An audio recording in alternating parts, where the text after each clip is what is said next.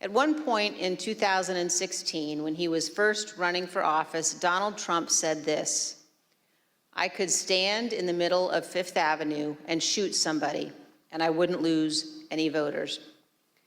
That quote came to mind last week when audio from Trump advisor Steve Bannon surfaced from October 31st, 2020, just a few days before the presidential election. Let's listen. And what Trump's going to do is just declare victory, right? He's going to declare victory. But that doesn't mean he's the winner. He's just going to say he's the winner.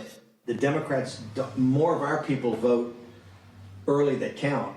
Theirs voted mail. And so they're going to have a natural disadvantage, and Trump's going to take advantage of it. That's our strategy. He's going to declare himself a winner. So when you wake up Wednesday morning, it's going to be a firestorm. Also, if Trump is losing by 10 or 11 o'clock at night, it's going to be even crazier.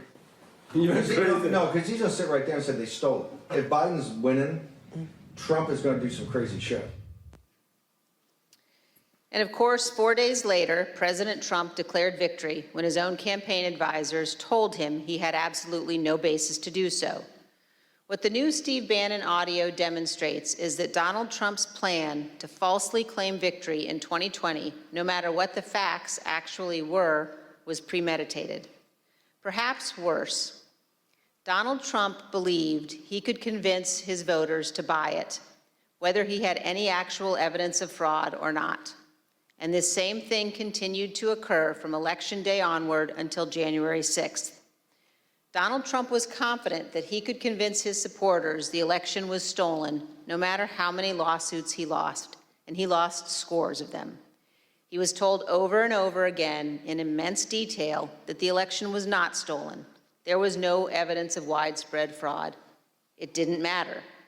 Donald Trump was confident he could persuade his supporters to believe whatever he said, no matter how outlandish, and ultimately that they could be summoned to Washington to help him remain president for another term.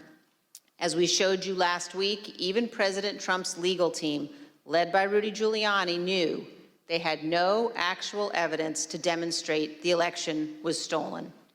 Again, it didn't matter.